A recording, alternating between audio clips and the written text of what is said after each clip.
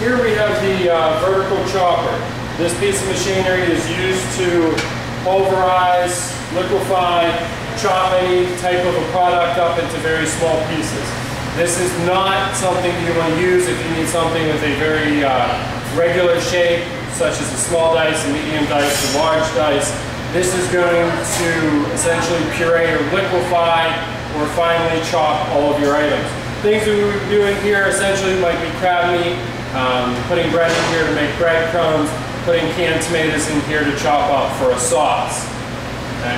To operate it, first thing you want to do is to come over. There's a power switch here on the wall. Always make sure that this is in the off position. It will cut off all power to the machine. You do not want to have this open and have power supplied to it.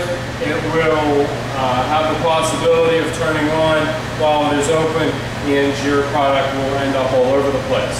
A couple different levers here that you need to know. On the side here, this one towards the floor is used to lock the bowl into place. There is also a pin. You must disable both of those in order to let this machine tilt, which will make it easy for you to empty, get your product in and out of. When you're ready to load, always make sure that the bowl is locked in place before you begin.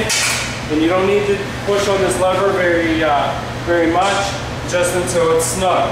The use of the pin and the lever will keep this bowl upright, and it'll rock a little bit, but it will not completely tip over and your product will fall out. Next thing is the lid. You can push the lid down. It is spring activated, so if I do not clamp it in place, it is going to open. To clamp it in place, there's the lever here on the side, on the right of the machine. Very simply move it over, and now the lid stays in place. This black handle on the top, there is essentially a very large paddle on the inside of the machine that will scrape down the sides of the bowls to make sure you're mixing your product while you're using it and get a very uniform size piece. The top here does open. Just be aware that if the machine is running, you open this lid up all the way, it is going to splash up at you. So you want to make sure that you close the lid.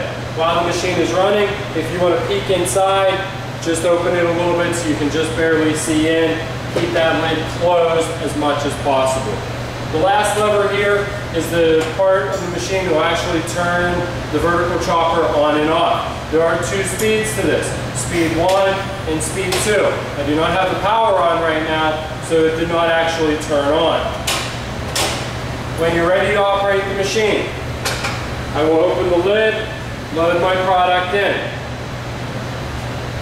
Clamp the lid down, making sure that it isn't going to pop back up. Usually, because of that spring, if it's not clamped on, it'll pop up on its own. A good indication that it's clamped down is that it's staying shut. Next thing I'm going to do is turn power on to the machine using the on-off switch. This is a relatively quiet machine, so you're not going to hear it running. But power is on to the machine. I turn it on to speed 1, it'll start to run. Turn it on to speed 2. It will run faster, and it'll get it done at a much faster rate. When you're ready to shut the machine off, back it down to speed 1, and then turn it off. There are blades, 2 blades on the inside that are going to continue to run for about 10 to 15 seconds. I do not want to open the machine or the lid until those blades, you can hear them stop running. Okay? They're starting to slow now, and they have shut off. So I'm ready to turn the machine or open the machine up to get my product out. First thing you must do, turn your power off. Do not open this with the power on. I'm going to unlock the lid and raise it up. Okay. Now I'm ready to remove my product. I can use a wide variety of things to put my product into. One example would be a bus can. Set it here on the floor. If you don't want it that low on the floor, I can put a milk crate or something under it to elevate the level if you so decide to. Now I need to pull the pin and release the clamp on the side, and then very simply dump your product out. Be cautious. If you're going to reach your hand in here to get the product out, there are 2 blades in there. You do not want to hit your hands off the blades. You will cut yourself. They are extremely sharp. Okay? Once my product is out, now I'm ready to begin cleaning. I'm going to move my product out of the way. I will go get a sanitizing or a cleaning bucket, fill it up at the pot sink, fill it up with some detergent. I'm going to put the detergent in there, in the vertical chopper. I can then take a side towel or a cleaning towel and wipe out the machine, top, bottom, the stir that is going to mix up your product, making sure I also clean off the blades. Okay? Or another thing that you can do is to close the lid and turn the machine on. That will circulate the detergent inside and help to clean it out. Now we have to get the cleaner out of here and the liquid out of here. Again, we are going to tilt the bowl.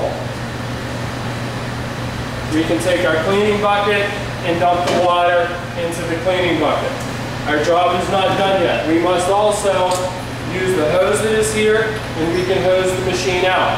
You have to get all residue of the chemical out of the machine before you are done cleaning. Once you are done, make sure it is dry. Do not leave water sitting in the bottom of it.